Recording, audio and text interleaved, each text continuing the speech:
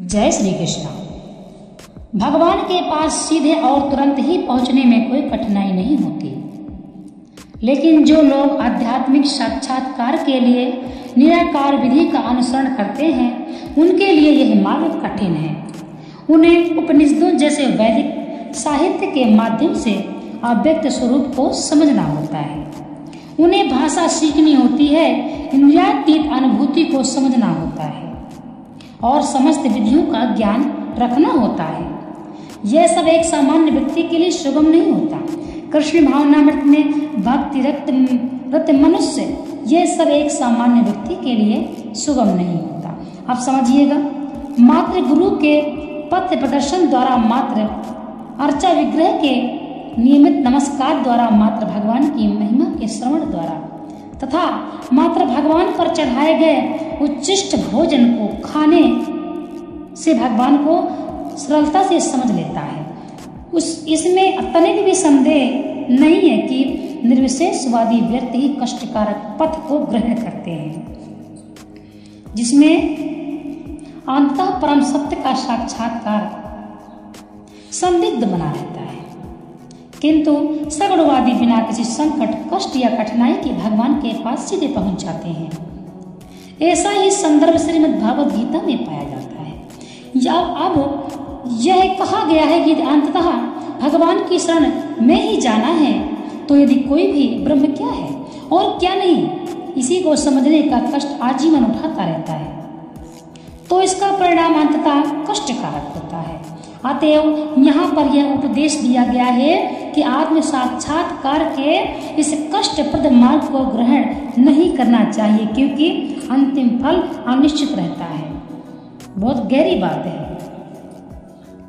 जीव शाश्वत रूप से विशिष्ट आत्मा है और यदि वह आध्यात्मिक पूर्ण में तदाकार होना चाहता है तो वह अपनी मूल प्रकृति के शाश्वत या गैर पक्षों का साक्षात्कार तो कर सकता है, लेकिन आनंदमय अंश की प्राप्ति नहीं होती। ऐसा अध्यात्मवादी जो ज्ञान योग में अत्यंत विद्वान है, किसी भक्ति के अनुग्रह से भक्ति योग को प्राप्त होता है, उस समय निराकारवाद का दीर्घ अभ्यास कष्ट का कारण बन जाता है, क्योंकि वह उस विचार को त्याग नहीं पाता।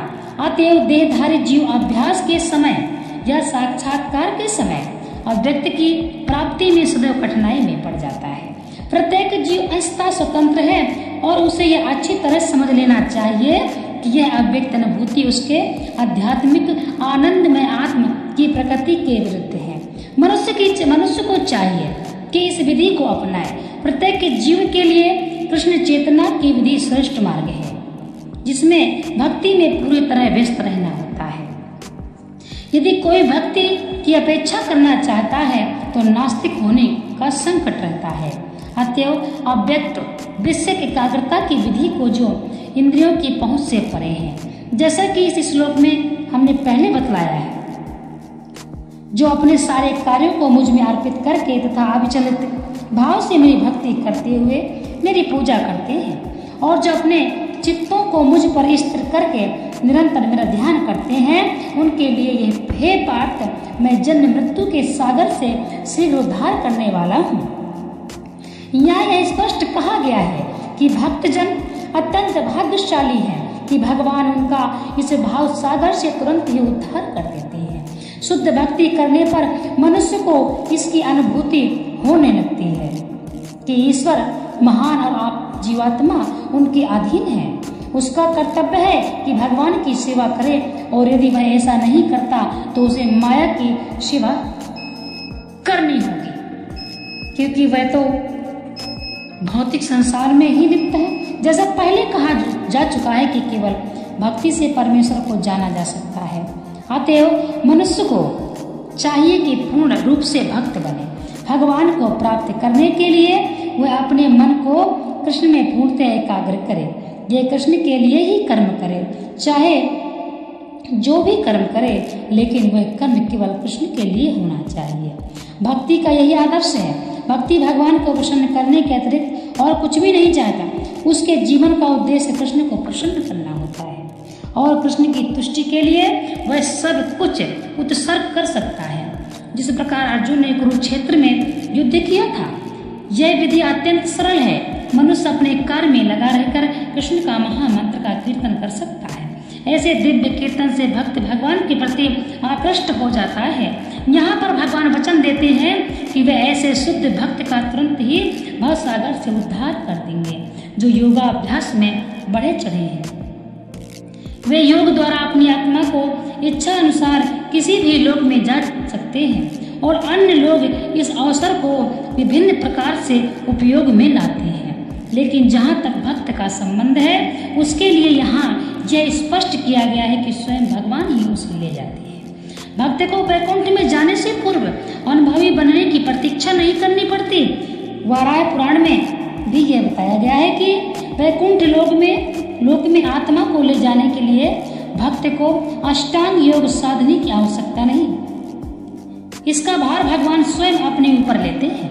वे यहाँ पर स्पष्ट कह रहे हैं कि वे स्वयं ही उद्धारक बनते हैं। बालक अपने माता पिता द्वारा अपने आप रक्षित होता रहता है, जिससे कि उसकी स्थिति सुरक्षित रहती है। इसी प्रकार भक्त को योगाभ्यास द्वारा अन्य लोकों में जाने के लिए प्रयत्न की आवश्यकता नहीं होती, अपितु भगवान अपने अनुग्रह व स्वयं ही अपने पक्षी वाहन गरुड़ पर सवार होकर तुरंत आते हैं और भक्त को भवसागर से उबार लेते हैं। कोई कितना भी कुशल तैराक क्यों ना हो और कितना भी प्रयत्न क्यों ना करे, किंतु समुद्र में गिर जाने पर वह अपने को नहीं बता सकता। किंतु यदि कोई आकर उसे जल से बाहर निकाल ले तो वह आसानी से बच जाता है। समझने का विषय है। किंतु यदि कोई उसे आकर जल से बाहर निकाल ले तो वह आसानी से बच सकता है। इसी प्रकार भगवान भक्त को भवसागर से निकाल लेते हैं। मनुष्य को केवल कृष्ण भावनामृत की सुगम विधि का अभ्यास करना चाहिए। अपने आप को अनन्य भक्त में प्रवृत्त करना होता है। किसी भी बुद्धिमान व्यक्ति को चाहिए कि वह अन्य समस्त मार्गों की अपेक्षा भक्ति योग चुने। भावार्थ यह है कि मनुष्य को चाहिए कि वह ना तो सकाम कर्म की विभिन्न विधियों में उलझे, न ही कोरे चिंतन से ज्ञान का अनुशीलन करे। जो परम भगवान की भक्ति में लीन है वह उन समस्त लक्ष्यों को प्राप्त करता है जो अन्य योग विधियों, चिंतन, अनुष्ठानों, यज्ञों, दान, पुण्य आदि से प्राप्त होने वाले हैं। भक्ति का यही विशेष वरदान है। केवल कृष्ण के नाम पवित्र हरे कृष्ण हरे कृष्ण हरे हरे हरे राम हरे राम हरे हरे का कीर्तन करने से भक्ति सरल तथा सुखपूर्वक परम धाम को पहुंच सकता है। लेकिन इस धाम को अन्य किसी धार्मिक विधि द्वारा प्राप्त नहीं किया जा सकता। आत्म साक्षात्कार ही अन्य समस्त विधियों को त्याग कर केवल कृष्ण भावना भक्ति में संपन्न करनी चाहिए। भगवान की भक्ति में मन लगाइए। बड़े बड़े चढ़ावा, बड़े बड़े अनुष्ठान भी भगवान स्वयं कहते हैं कि भगवान के चिंतन से व्यक्ति भगवान के ही धाम को जाता है। ऐसा भगवान कृष्ण